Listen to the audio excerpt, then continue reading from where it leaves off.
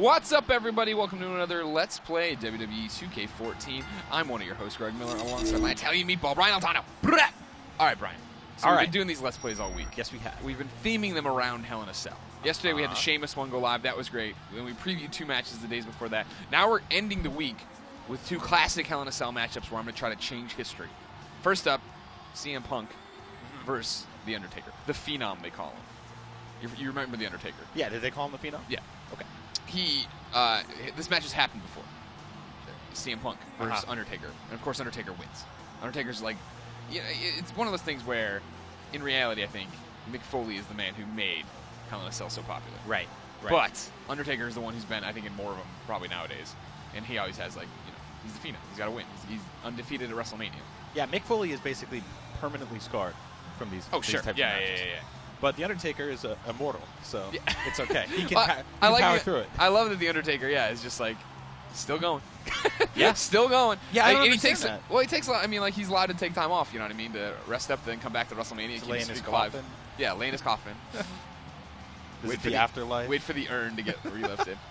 Undertaker was the man. And now CM Punk's the man, though. I love CM Punk. Another, we were talking before about Randy Orton being a good guy behind the scenes. CM Punk, another great guy. Really nice man. Met him and did stuff with him at that WrestleMania tour years ago. He's also from Chicago. He's got great style too. I gotta say, if I wore underwear and a hoodie, I would get kicked off the train. Right. Yeah. You ever think? I mean, these guys got like, they got no shame. They don't care. No, they are comfortable in their bodies. Even the really overweight ones like me. Yeah. Well, do you think, like, if you were a wrestler, you would have like a swimmer's laws where you're like fat guy in the pool, like, can I wear a t-shirt? And yeah, exactly. You know what I mean? I would definitely not be out there in like the unitard, I don't think, or whatever. So this costume is awesome. Yeah. This is probably the coolest costume in this game. Undertaker's a badass. In fact, Undertaker could probably leave this match after this match and go kick everyone's ass in Mortal Kombat. Tombstone pile driving people left and right. That's $1 million crossover idea. Yeah, you're welcome. You're welcome, 2K. Anytime you want to partner up with Warner Brothers. Just grab it. And WWE. And who owns... No, I guess WWE owns Mortal Kombat now, right? Yeah. I guess NetherRealms might own the IP. Because has WB been putting out Mortal Let's Kombat not get forever? lost in the weeds Okay, here. well, yeah, whatever. There you go. It's $1 million idea. Go get it. Just trying to picture, Scorpion versus Undertaker. Right. But for now, we got this awesome Hell in a Cell match. I love how he could just ball out and fill the whole room with smoke. Yeah. Well, Undertaker's, I mean, like, when you've been around this long, you've made this many memories. Yeah. You're allowed to just, this is like half of the game is his presentation. This man does not age, by the way. Yeah, I know. He has Leslie Nielsen's disease. He's been the same age for 70 years. I'm going to take a few years off his life here. I'm going to make him pay for beating CM Punk. Really? Before. Yeah. That's the plan today? I'm a big Punk fan. All right. I'm going to cheer, Straight like usual around these parts, I'm going to cheer against you. Okay, that's fine. I'm going for The Undertaker here. Okay. Is that okay? This is like, yeah, that's great. I love that. Don't worry. All right, good. Just making sure. Double checking with my friend. It brings some of the lights. I once did this at my grandmother's house when I was a kid. I did one of those where I brought in the light. It worked, and that was creepy for me. Don't do this at your grandmother's funeral. That's too late. Yeah, it's too late. I tombstone pile drived her right into the ground. Love you, Grandma. I love you, and I miss you. Oh my God! No, she's still gone. We did that joking up at noon. We did do that joking up at noon. Rest in peace, Paul Bear. Undertaker's awesome. Yeah, he is. I remember back in the day, like he was. Yeah, exactly. He's my favorite. Like, even when he turned, against you. Yeah. You still fell for him. Totally.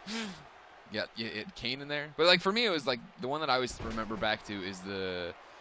I want to say Royal Rumble, but I don't want to screw that up because I'll get eaten alive on the internet. But I think it was Royal Rumble where he fought Yokozuna for the world title. Where he died. Yeah, casket match. Yeah, remember that? And then he rose through the television screen, up above the television screen. It was one of the most amazing moments of my childhood. And I was like flabbergasted. I didn't understand it. I know. My mom's like, we never saw him in the casket. It's probably not him. I'm like, it doesn't. Shut up, Mom. Me and my brothers were big wrestling fans growing up, so we had a theory that they dug a hole in the arena. Yeah, totally. And there was a hollowed out casket. You could go to this. Yep, snuck out the bottom. Kids just always love to make it way more complicated than it really is. Yep.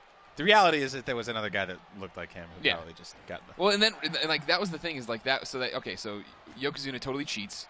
Is able to beat him at the casket match. Bam Bam Bigelow was a big cheater of that, I remember. Yep. And they bury him. He goes away. Then I remember WWE Magazine had like these like Undertaker, like they do an article every so often about like Undertaker spotted, and it'd be like him walking through the woods and stuff, like Bigfoot or whatever, and that was awesome. But then I remember all that, man. Remember, like Undertaker comes back, and I put that in air quotes that you can't see. Paul Bear says it's not the real Undertaker. It's just a dude who looks just like Undertaker, but he acts like Undertaker. It was awesome. It was just the most fantastic thing ever for us, as just kids playing the game. But then I got to go to that SummerSlam, '94 SummerSlam, where it was Undertaker versus Undertaker. Holy crap! With Leslie Nielsen there, actually. Wow, I didn't forgot about that. Oh my God! Where he was doing like the thing, and it was that's where he contracted the disease. It was the first time.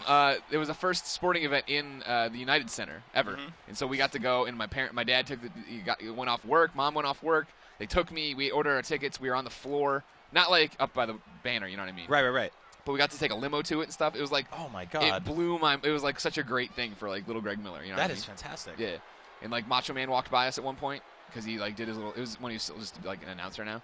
Yeah. So he walked out through the crowd and like I grabbed onto one of the strings on his jacket and wouldn't let go. And he had to like stop and yank real hard. I've in retrospect, I feel bad about that. I've seen some wrestling events live when I was a kid, and the one thing that stood out to me always was they are giants.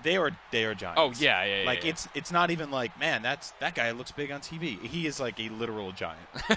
And then he fought that dude El Gigante, who was an actual giant. Yeah, I know, right? Remember that? Who was 12 feet tall. I forgot about that one. But the Undertaker got it right. I mean, except for right now when you're beating his face in with I got it. Well, I mean, he's not going down easy. He's the Taker. But see, other wrestlers like Sheamus, who we worked with the other day. Yeah. Wonderful man.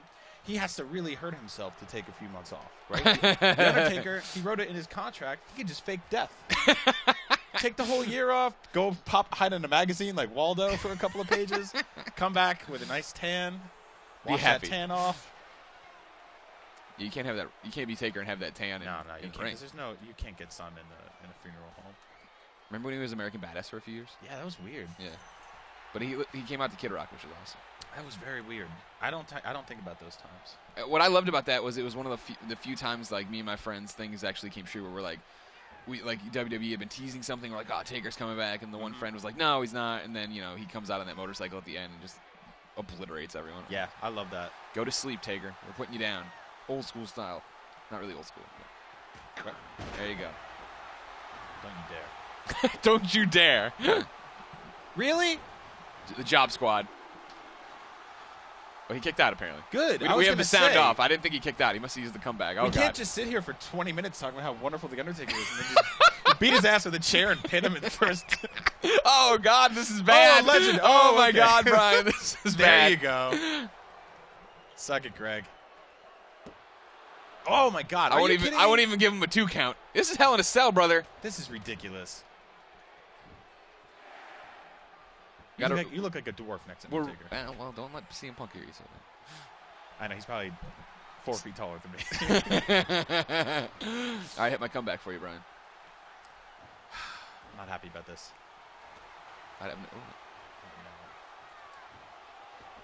Oh, Jesus, come on. What are you talking about? This is good. This is a good show we're putting on. It is a good show. There we go. We're giving the people what their money's worth this year. You got to get up, Punk. Taker's got that finisher stored too. Oh God, here we go. Oh no, this is exactly what happened in the last Hell in a Cell match. Oh, right, rope break. Cooked. You're cooked. Rope break. Damn. Rope break with what? Oh shoot! Damn it! God damn it! I'm not used to that resiliency BS. I'm so happy to see that.